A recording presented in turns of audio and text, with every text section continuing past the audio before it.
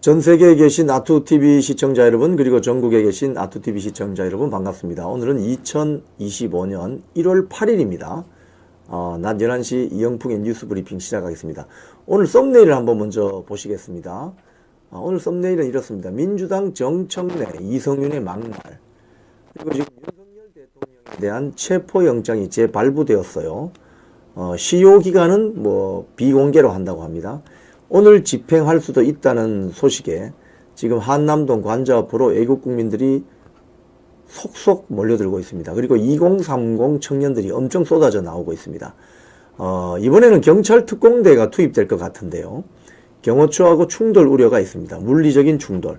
경찰은 사실 그 경호 무기로 3단봉, 테이저건, 권총을 소지하게 돼 있죠. 경호처도 마찬가지입니다. 그렇기 때문에 물리적인 충돌이 우려된다. 이런 지금 우려 섞인 전망이 나오고 있습니다.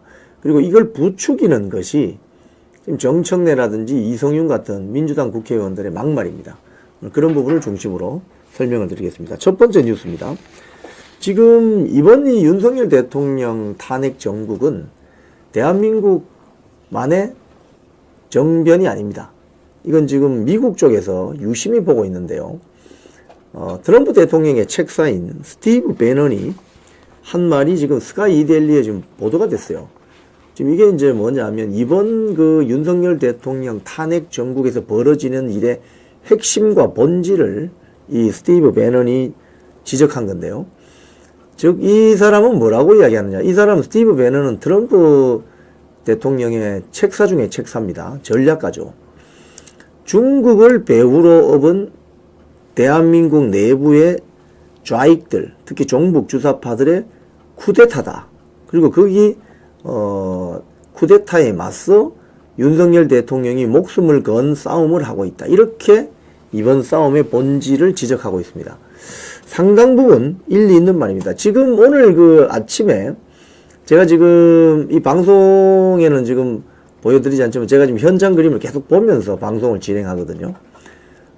이 방송 보시는 분들 중에 또 그 방송도 공유할 수도 있겠지만, 2030 우리 젊은 청년들이 엄청 나와 있거든요. 근데 거기 인터뷰 내용들을 들어보면 다들 그런 소리를 합니다. 중국 공산당이 이번 사태에 개입하는 것 같다. 그리고 오늘 아침에도, 좌익 진영에서, 좌파 진영에서 집회를 하는 그 현장에 많은 사람들이 나타났는데, 갑자기 천안문 광장 관련 중국 노래가 있나 봐요. 그걸 틀었더니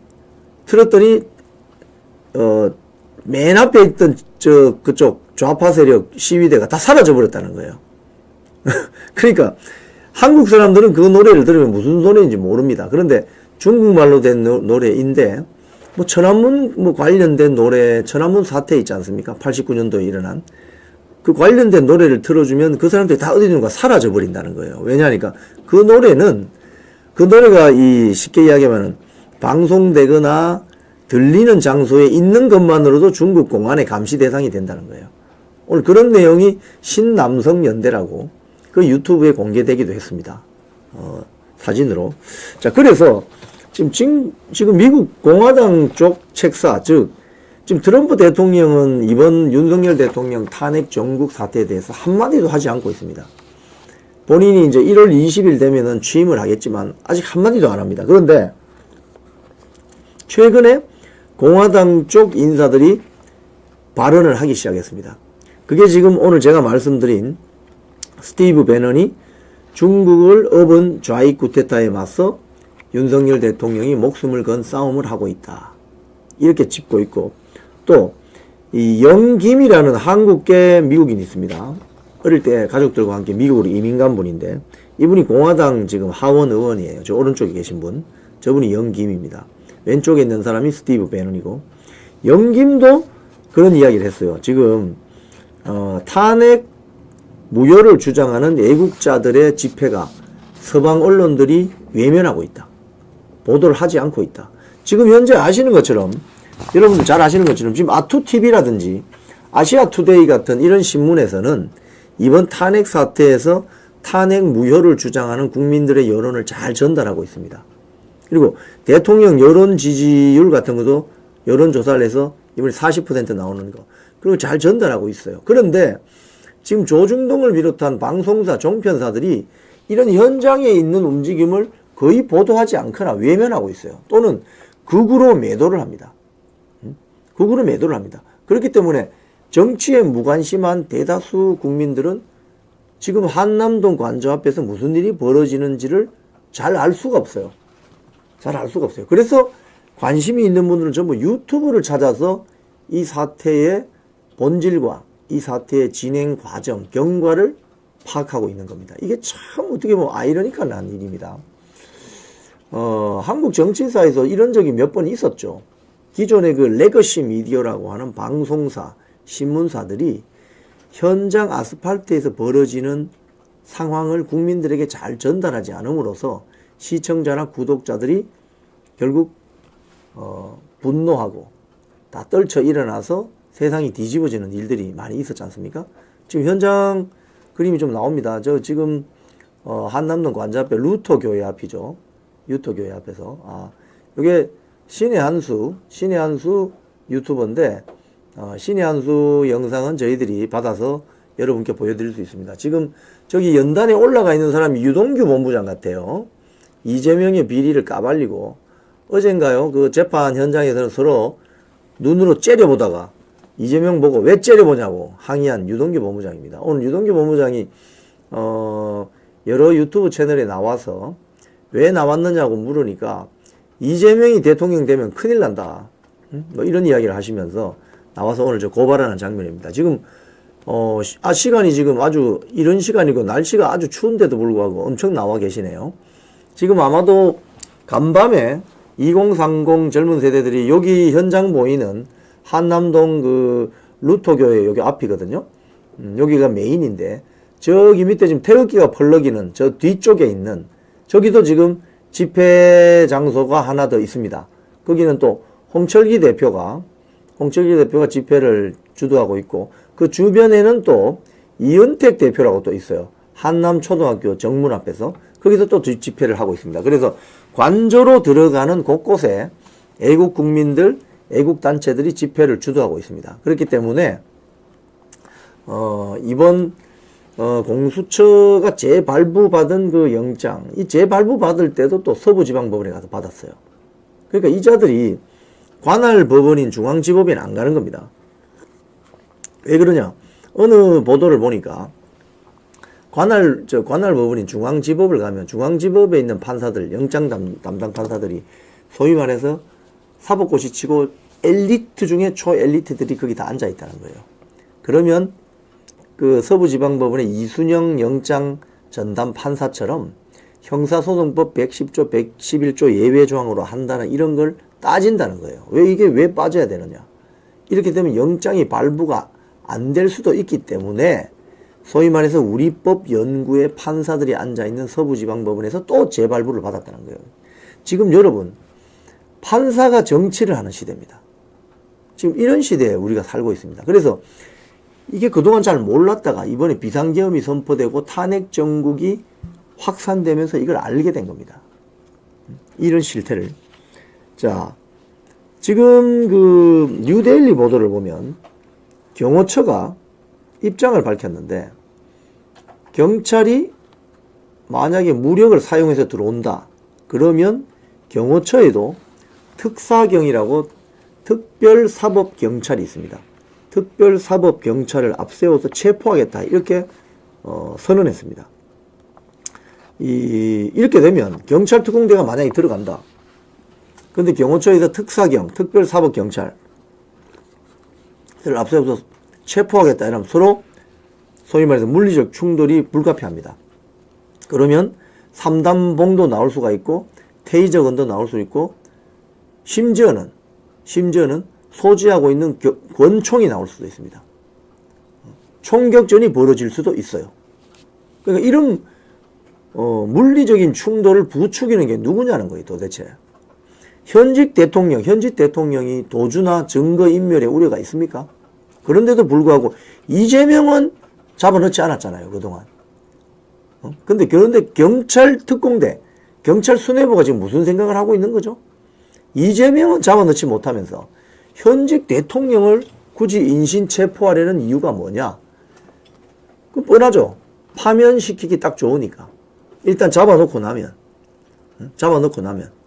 파면시키기 좋으니까 결기를 꺾어서, 기세를 꺾어서 파면시키려고 하는 거죠. 거기에 지금 경찰들이 앞장서고 있다는 겁니다. 그래서 경호처가 이렇게 강경한 입장을 밝혔기 때문에 오늘 만약에 영장 집행이 강행이 되면 아마도 대통령 관저 앞에서 그 보면 1차 저지선, 2차 저지선, 3차 저지선이 있는데 거기서 충돌이 일어날 가능성이 아주 농후합니다. 그래서 지금 애국 국민들이 그 관저로 들어가는 그 입구마다 서서 지금 지키고 있는 거죠. 자, 그런데 이렇게 공수처와 경찰의 강경 집행, 이걸 누가 부추기냐? 바로 정치인들입니다. 누구? 민주당 국회의원들입니다. 이성윤 국회의원이라고 있어요. 이성윤 국회의원이 이 문재인이 나온 경희대 후배입니다. 이 검사 출신이죠. 지역구는 전주입니다, 전주. 공수처장에게 뭐라고 했냐면 어제 총 맞더라도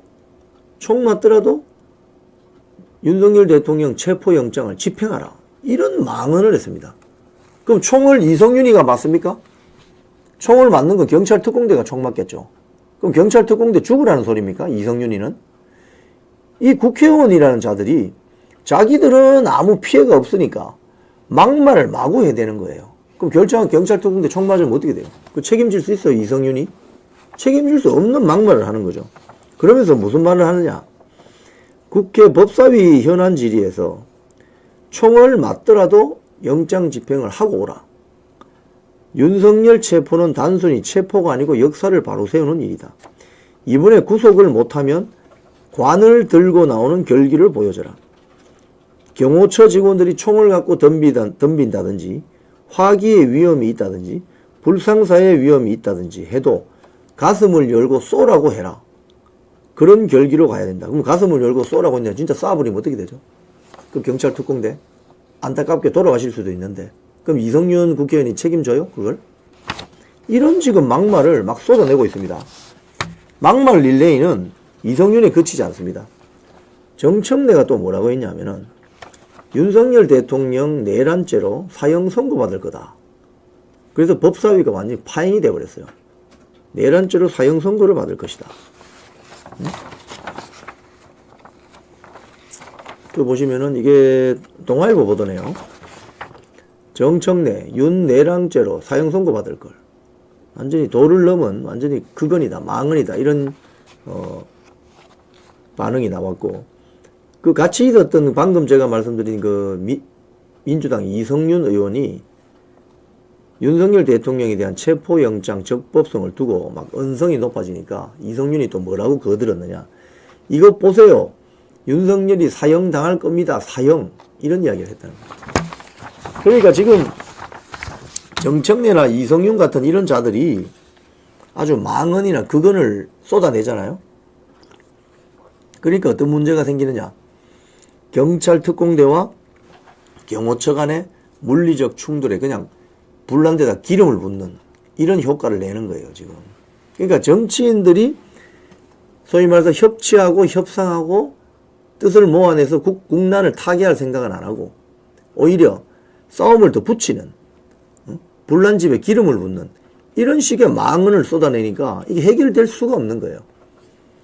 그래서 경찰 특공대가 들어가서 만약에 경호처하고 가령 예를 들어서 총격전이라도 발생하면 어떻게 됩니까? 그럼 누군가 총에 피격이 돼서 숨지게 되면 그 책임 누가 질 거예요? 민주당 국회의원 이성윤이나 정청래가 책임집니까? 이재명이 책임집니까? 책임 절대 안 지죠. 모든 책임을 또 윤석열 대통령이나 이 정권의 책임을 뒤집어 씌우려고 하겠죠. 그래서 지금 아주 문제라는 겁니다. 그런데 경찰이 이번에 왜 이렇게 나설까? 지금 보면은 이 파이낸셜 뉴스 보던데요.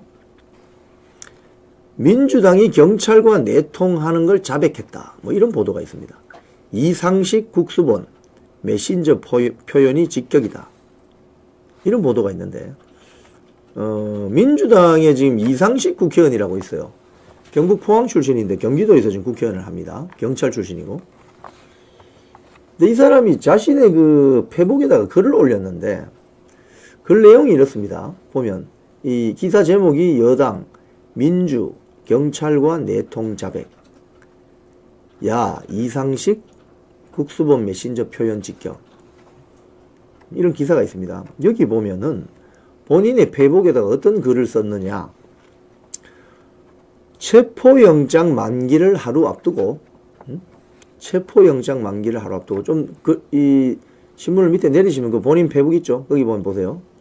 어저께와 어제만 해도 무지 바빴습니다. 체포영장 만기를 하루 앞두고, 저희 당이 민주당이죠. 민주당과 국수본 간에 메신저 역할을 하느라 전화기에서 불이 나고 회의가 이어졌습니다. 이게 무슨 소리죠?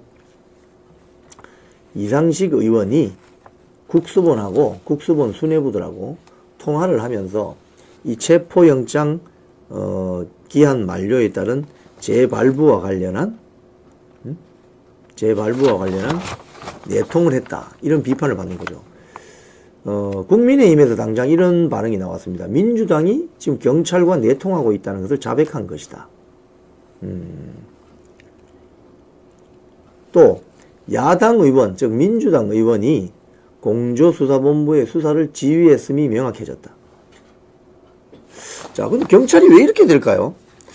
제가 그 김종민 변호사라고, 이분도 검사 출신입니다. 김종민 변호사의 그 페북 글을 한번 제가 보여드릴게요. 네, 여기 보시면은 김종민 변호사는 전 KBS 이사도 하셨고 검사 출신입니다. 여기 보면은 이게 굉장히 중요한 말입니다, 여러분.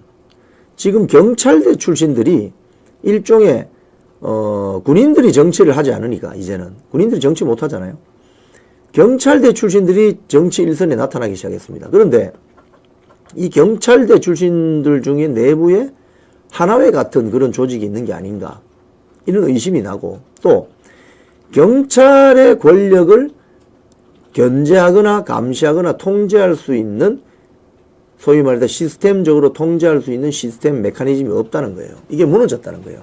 거기에서 이유를 찾고 있는데, 여기 보시면은 지금 경찰 출신 중에서 윤석열 대통령 관절을 어떻게 진압하고 거기에 있는 경호처 직원들을 다 끌어내야 된다. 이 구체적으로 적시한 사람이 누구냐면 이지은이라고, 경찰대 17기, 나이도 젊어요 아직. 이자가 경찰 근무하면서 서울 시내 로스쿨 다니면서 변호사 딴 사람입니다. 변호사 자격증 딴 사람입니다. 그래서 문제가 됐어요, 사실은. 자, 그런데 이지은이 지금 마포에 있는 조정훈 국회의원 그 지역구에 민주당 후보로 나왔는데 지난번에 떨어졌죠.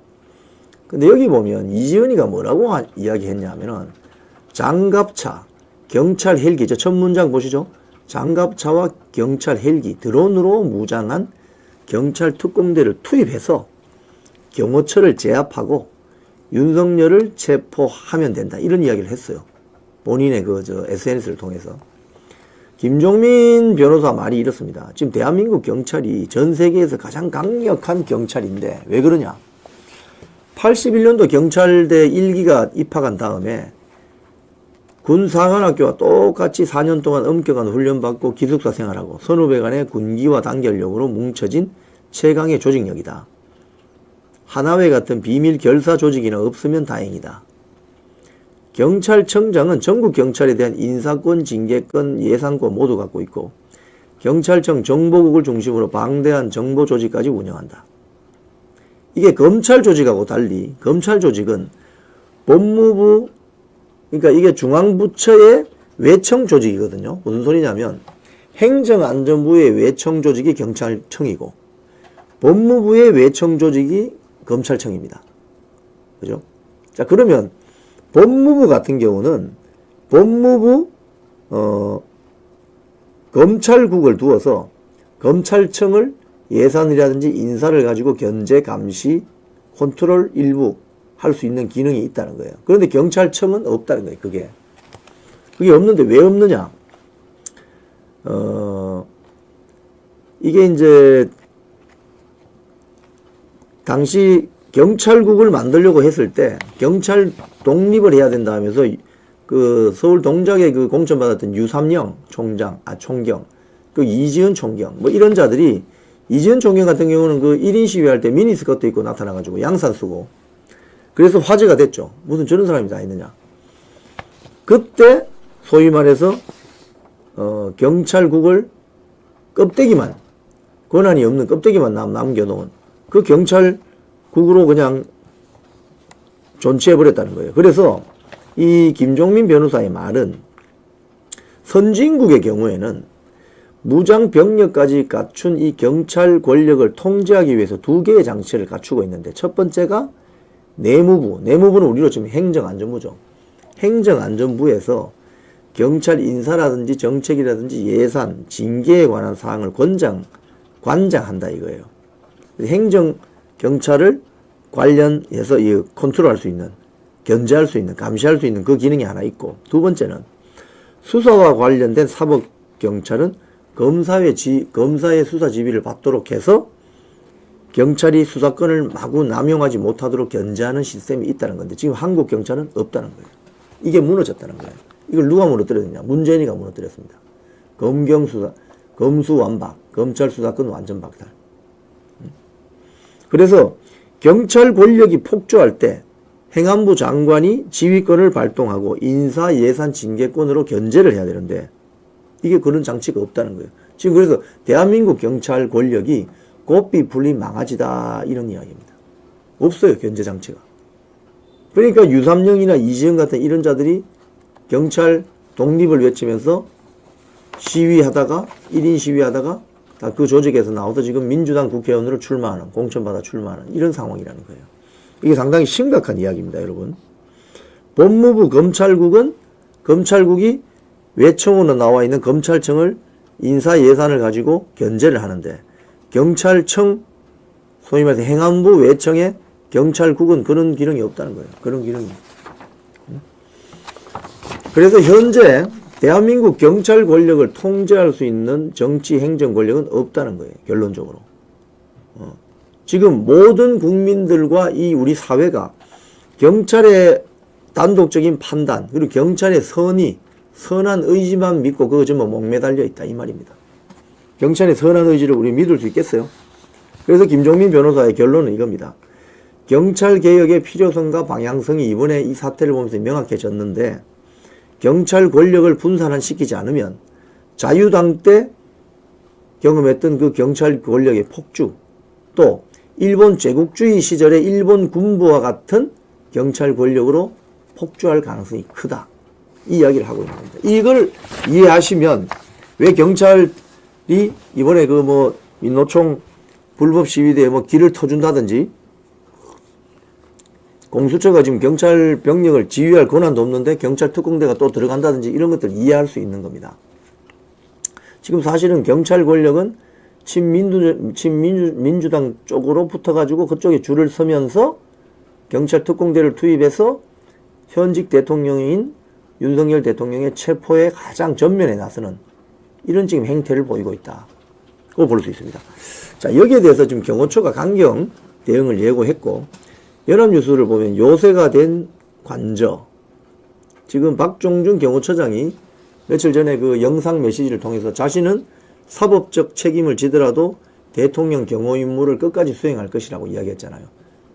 박종준, 내가 깜빵에 가는 일이 있더라도 대통령 경호를 끝까지 책임지겠다, 이런 이야기를 했죠. 거기에 지금 사진을 보시면은, 밑에 사진 보시면은 철조망을 쳤습니다. 지금 2차 영장 집행이 들어오면 경찰 특공대 같은 이런 조직들이 들어온다고 하니 철조망을 치고, 그 밑에 또 보면은, 다른 사진을 보면은 대형 버스를 저런 식으로 막아서 경찰 특공대 진입에 대비하고 있습니다. 그런데 이 기사 중에 보면, 그 버스 사진 바로 밑에 보면 민관기라는 전국경찰협의회 위원장이 있어요. 민관기. 지금 여러분 아시는 것처럼 전국경찰직장협의회는 소위 말해서 경찰노조입니다. 경찰노조. 국가공무원이니까 이제 노조 결성을 못하죠. 근데 사실상 저게 경찰노조 역할을 합니다. 민광기라는 자가 MBC 라디오에 출연해서 뭐라고 이야기했느냐. 3박 4일 동안 체포작전을 벌여야 된다. 시간을 가져가면서 경호처 인력들 10명 20명 이런 식으로 체포하고 그 경호 저지선을 무너뜨려야 된다. 경호처 직원이 300명 정도 된다고 하니 경찰 특공대는 한 900명 집어넣어서 24시간 정도만 진압을 하면은 대열이 흩어질 가능성이 있다. 경찰 특공대가 아예 헬기 등으로 3차 저지선 위쪽으로 들어가는 방법도 있다. 그런데 지금 대통령 관저가 군사 기밀이 요구되는 시설이잖아요. 거기 헬기 띄우면 안 되는데. 그러니까 지금 경찰이 초법적인 어떤 발언들을 하는 거예요. 거기 헬기나 드론 띄우면 안 되거든요. 근데 특공대 헬기를 띄워서 들어간다? 지금 이런 것들이 그 아까 제가 말씀드린 민주당 이지은 마포갑 지역위원장 뭐라고 했는지 아세요? 경찰 특공대와 기동대를 투입해야 된다고 하면서 특수 차량으로 이 뭐 크레인 같은 거 있잖아요. 특수 차량으로 그 경호처 내부 차벽을 제거한 뒤에 특공대 장갑차가 2세대로 나머지 차벽과 철조망을 밀고 들어가서 기동대 버스가 줄줄이 따라 들어가서 경호처 직원들을 잡아내어서 무전기하고 무기를 해제한 다음에 기동대 버스에 강제로 밀어넣어서 탑승시켜서 경찰서 유치장으로 분리 호송하면 된다. 뭐 이런 식으로 이야기를 해요. 자, 그리고 뭐 이 기사에 보면 나오지만 현직 경찰들은 기동대 대신 형사 위주로 테이저건과 그 밑에 보면 나옵니다. 한 전직 경찰관은 테이저건과 수갑, 3단봉을 지참하고 방탄도끼 차림으로 투입해야 된다. 뭐 이런, 그러니까 지금 이런 이야기들이 경호처와 지금 경찰 특공대 사이에 물리적인 충돌을 부추기는 거죠. 이런 이야기를 하는 사람들일수록 본인이 직접 현장에 안 갑니다. 이성윤 국회의원이나 정청래 국회의원이 현장에 갑니까? 안 갑니다. 경찰 특공대가 만약에 그 진압 과정에 아주 불상사가 일어나면 누가 책임지죠? 모든 책임을 또 윤석열 대통령에 뒤집어 씌우려 하겠죠. 이게 지금 한남동 관저 앞에서 벌어질 수 있는 일입니다. 아주 우려스럽죠. 자, 이 아시아투데이 보도입니다. 윤석열 대통령의 체포영장이 재발부됐다. 어제 저 서부지방법원에서 발부된 것으로 그렇게 전해지고 있습니다. 자, 친윤 이철규 의원이 국가수사본부장을 항의 방문했습니다. 동아일보 보던데요. 그러면서 뭐라고 했느냐. 훗날을 생각하라. 훗날을 생각하라. 우정수 국수본부장한테 당신들 훗날을 생각하라 하면서 이철규 의원이 뭐라고 했냐. 이철규 의원도 경찰 출신이잖아요. 강원도의 국회의원이죠. 경호처는 경호 대상자가 있는 곳, 즉 대통령이 있는 곳에서 체포를 거부할 수 있는 형사법상 권리를 행사한 것이다. 경찰 의견이 마음대로 막 적용되니 앞으로 영원히 이렇게 된다고 생각하냐. 나중에 훗날도 생각해라. 당신들이 잡혀갈 수도 있다. 이야기입니다. 또 그 자리에 같이 있었던 관계자들의 말에 따르면 이철규 의원이 뭐라고 또 이야기했느냐. 윤석열 대통령 측에서 보면 이런 게 바로 내란이고 반란이다. 엄연히 통치권자인 대통령 신분을 유지하고 있는데 이게 뭔 짓이냐. 경찰이 수치스럽다. 이런 이야기를 했다고 합니다. 그러니까 지금 경찰 수뇌부가 지금 벌이는 행태라는 것이 아까 제가 말씀드린 것처럼 김종민 변호사의 그 예리한 지적처럼 법무부 같은 경우는 검찰국을 두어서 검찰청을 견제, 감시, 통제를 할 수 있는데 행정안전부는 경찰국이라는 조직을 통해서 경찰청을 소위 말해서 견제, 감시할 수가 없어요. 그러니까 지금 대한민국 경찰 권력이 이 탄핵 정국에서 벌이는 일들을 보니까 완전히 고삐 풀린 망아지다 이거. 이 탄핵 국면이 정리되고 나면 경찰청 권력을 소위 말해서 견제, 감시할 수 있는 조직이 필요하다는 것이 명확해졌습니다. 명확해졌습니다.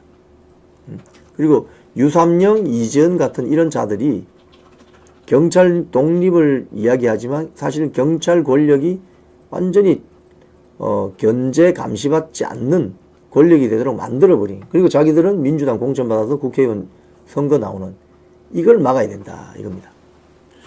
예, 지금 현장 그림을 보니까 지금 집회 현장에 사람들이 너무 많이 나와가지고 지금 오른쪽으로 보니까 저 경찰이 그 폴리스 라인을 도로 쪽으로 더 내고 있네요. 사람들이 계속 몰리고 있다는 소리입니다. 몰리고 있다는 소리입니다. 저도 저 거의 지금 뭐 2주째 계속 가보고 있는데, 저기 이제 한남대교 나와서 남산으로 올라가는 그 윗길에 이제 저 경찰이 폴리스 라인을 치는데, 지금 저 태극기 흔들고 있는 그분들 쪽에서 오른편에 사람들이 더 오기 때문에 경찰이 폴리스 라인을 더 중앙선 쪽으로 이렇게 쳐서 사람들이 더 들어갈 수 있도록. 저 말은 지금 한강진역 2번 출구로 해서 집회 현장에 많은 애국 국민들이 속속 더 들어오고 있다는 소리입니다. 저기 더 들어오게 되면 결국은 저 차선을 다 막게 돼 있어요. 예. 지금 경찰이 폴리스 라인을 지금 이 도로 안쪽으로 더 펼치고 있습니다. 네. 많은 분들이 지금 계속 모여드시는 것 같아요. 대통령실이 이재명 대표 등 민주당 관계자를 무고 혐의로 고발했습니다. 왜 고발했느냐? 민주당이 정진석 대통령실 비서실장, 또 신원식 국가안보실장, 김주현 민정수석 등을 내란 혐의로 고발한 바 있는데, 이게 무고다. 계엄선포에 사전 모의한 바가 없다. 이 5명은. 그래서 이재명 대표 등 피고발인은 정진석 실장 등 5명에 대해서 형사처분을 받게 할 목적으로 허위사실을 공수처에 신고했고, 개인뿐 아니라 대통령실의 명예를 심각하게 훼손했다. 그래서 무고죄에 해당한다. 이렇게 고발했습니다. 대통령실도 지금 경호처하고 마찬가지로 그냥 당하고 있지 않겠다, 우리는. 응? 민주당 세력이 말도 안 되는 짓을 하면 우리도 사법적인 조치로 강력하게 대응하겠다. 이렇게 나오는 거죠. 이런 점들이 사실은 8년 전에 박근혜 대통령 탄핵 국면하고는 많이 다른 차이점입니다. 그 당시만 해도 박근혜 대통령이 사실은 너무 힘들어서 그랬던 것인지 무기력하게 물러나면서 완전히 전선이 무너져 버렸거든요. 근데 이번에는 이 전선이 윤석열 대통령이 강력한 쟁송투쟁을 하겠다고 선언하면서 국민과 함께 끝까지 싸울 것이다 선언을 하면서 이 전선이 지금 이루어지고 있는 거예요. 그러니까 대통령실도 무고로 민주당 이재명 고발해버리고, 경호처장도 경호 대상자를 끝까지 지키기 위해서 법률과 법 규정이 말하는 대로 대처하겠다. 뭐 이렇게 가고 있는 거죠. 자, 국민들, 그러니까 지금 제가 말씀드린 이 방송에 몇 번 말씀드렸지만은 헌법재판소에서 벌어질 탄핵 심판의 쟁송전선하라. 이건 윤석열 대통령이 강력하게 끝까지 국민과 함께 싸우겠다고 선언했죠. 그리고 아스팔트 전선이 또 하나 있잖아요. 국민들이 지금 좀 쏟아져 나오는 저런. 한번 현장 그림 한 번 더 보여주시겠습니까? 이건 뭐 저작권 문제가 해결된 현장 그림입니다. 신의 시계, 신의 한수. 저렇게 지금 쏟아지고 있잖아요. 지금 저 뒤에까지 끝이 안 보이죠.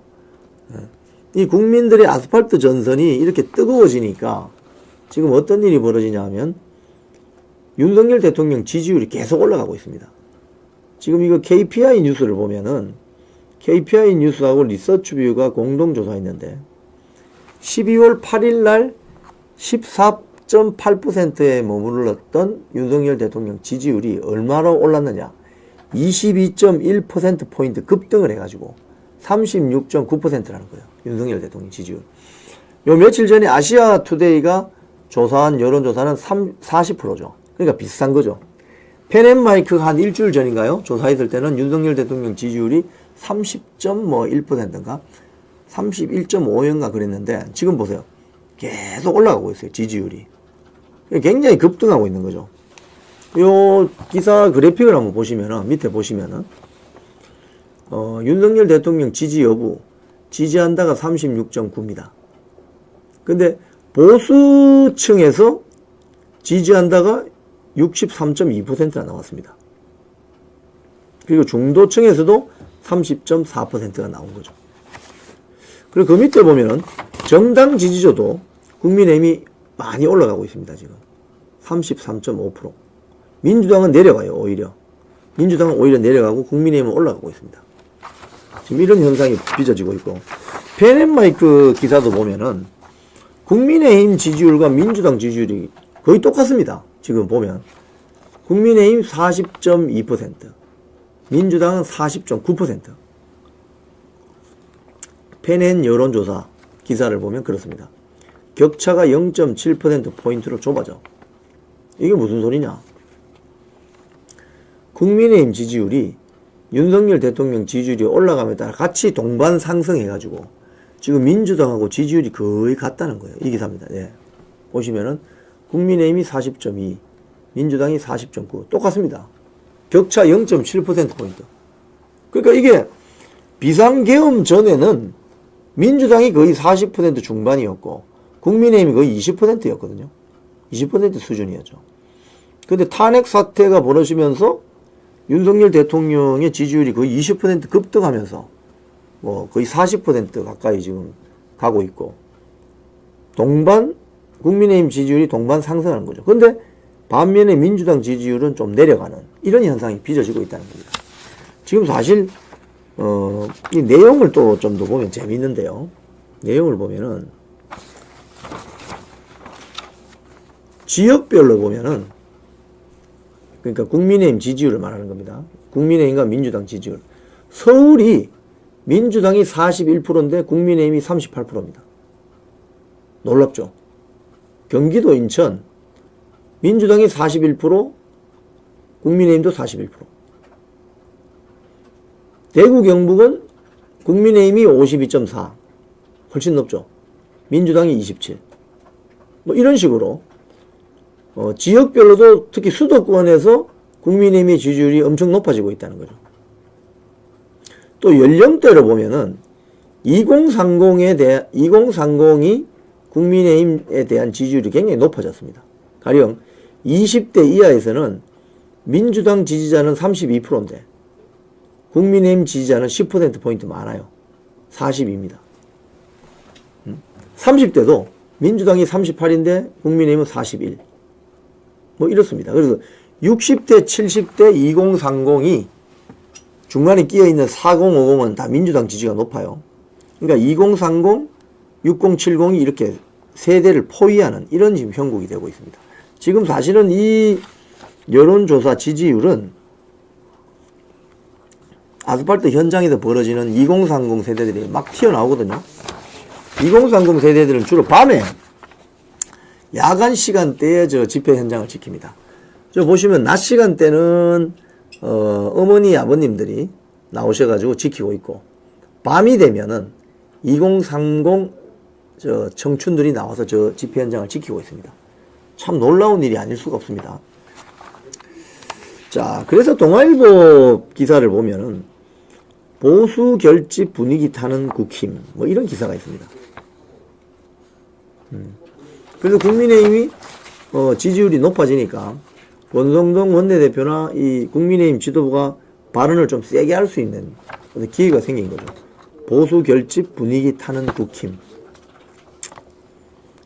여기 보면 이런 이야기를 합니다. 권성동 원내대표가 이재명 대표는 죄수의 길을 걸어온 사람이 왕이 되려고 공동체 질서를 파괴하고 있다. 파괴는 이 대표의 또 다른 이름이다. 이재명 한 사람의 정치적 욕심이 대한민국 헌정 질서 전체를 볼모로 잡은 형국이다. 오세훈 서울시장이 한 말입니다. 나경원 의원은 한 말은 이런 겁니다. 이재명 대표의 조급증으로 법치주의와 헌법 가치가 더 이상 유린되어서는 안 된다. 어떤 이런 내용이 나오는 것은 최근에 그 민주당 국회 탄핵소추 단장인 정청래 등이 포함되어 있는 소추단에서 탄핵 심판에서 윤석열 대통령에 대한 내란죄를 삭제하겠다. 내란죄를 삭제하겠다. 그러고 나서 반발이 나오면서 이 여론이 더 격화되고 또 국민의힘 중진 의원들이 무슨 소리냐 지금 장난치냐 지금 그렇게 되면 이제 안고 빠진 찐빵이다. 제가 뭐 방송에서 이런 비유를 해드렸는데 국회에서 까만색 그랜저를 가지고 결함이 있어서 리콜을 해야 되겠다고 투표를 했어요. 거기에 국민의힘 일부 의원들도 찬성을 했어요. 근데 이 까만색 그랜저 자동차가 정비공장에 갔는데, 헌법재판소라는 정비공장에 갔는데, 리콜을 해야 되니까 갔는데, 가서 보니 바퀴 4개가 없고 차량의 절반은 어디 가고 없어요. 남아있는 거라면 본네트하고 핸들만 달랑붙어 있는 거예요. 그러면 이거 가지고 리콜이 가능하냐? 리콜이 불가능하죠. 즉 내란죄 심판에 대한 부분을 삭제하겠다고 하면 전체 탄핵 소추문의 거의 80% 정도가 내란죄에 관한 기술인데, 그걸 끄집어내고 나면 본네트하고 핸들만 남아있는 그랜저 가지고 리콜을 할 수 있느냐? 못하는 거죠. 그럼 어떻게 되느냐? 다시 이걸 국회로 가져가야 된다는 거예요. 원래 공장으로. 원래 공장으로. 그러니까 원래 있던 그랜저 자동차를 찾아내어서 그거 가지고 다시 리콜을 해야 된다. 이 말입니다. 즉 탄핵 소추가 되어서 표결을 할 때 친한동훈 계열 국회의원들 12명이 찬성을 했잖아요. 그리고 또 10여 명은 기권이나 무효하면서 윤석열 대통령에 대한 탄핵 소추를 가결시켰죠. 그런데 그때 가결시킬 때 그 탄핵 소추안 내용에는 내란죄가 들어가 있다 이 말입니다. 즉 바퀴 4개 붙은 온전한 까만색 그랜저였는데 정비공장에 가 있는, 리콜 당해서 가 있는 그 그랜저는 차량의 반은 어디 갔는지 없고 바퀴도 4개 다 없어요. 본네트하고 핸들만 붙어 있는 그랜저다 이 말입니다. 그러면 이게 말이 안 맞잖아요. 그래서 다시 이거는 국회라는 공장으로 다시 가져가서 재투표해야 된다 이 소리입니다. 자, 이런 가운데 조정훈 국회의원이 이런 말을 했습니다. 이재명을 지키면 민주주의고 윤석열 대통령 응원하면 극우냐? 이건 어제 CBS 라디오 한판 승부에 출연해서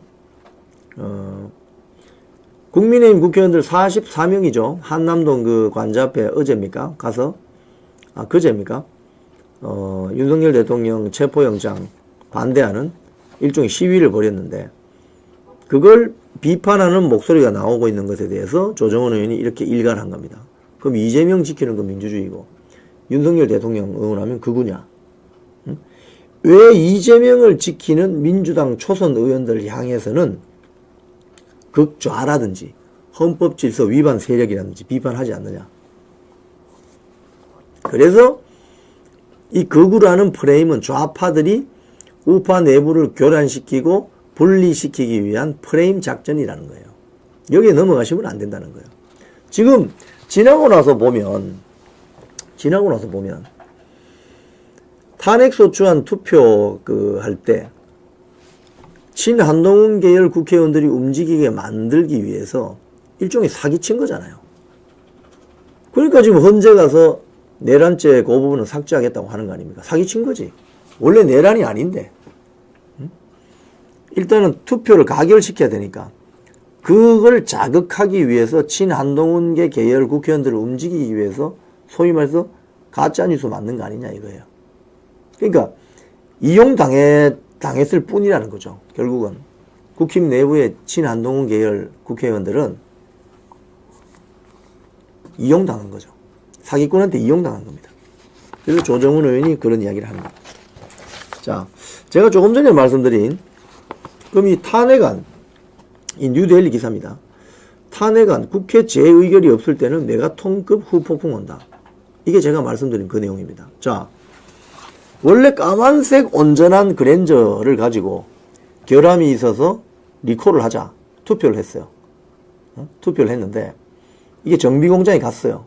정비공장에 갔더니 차량 반쪽은 어디 간지 날아가고 없고 바퀴도 4개 다 빠져있고 남아있는 건 본네트하고 핸들만 있다. 그럼 그게 온전한 투표했을 때 온전한 그랜저입니까? 아니잖아요. 그래서 이걸 다시 가져가서 국회에서 다시 표결을 해야 된다 이 말입니다. 근데 국회에서 표결을 좀 안 하려고 하죠. 안 하려고 하죠. 그러면 어떻게 되느냐? 메가톤급 후폭풍이 오는데 이렇게 되면 어느 누구도 승복할 수 없는 무법천지가 된다. 대혼란에 빠지게 된다. 대한민국 사회가. 그걸 국회의장 우원식이가 지금 주도를 하고 있다 이거죠. 그 이야기입니다.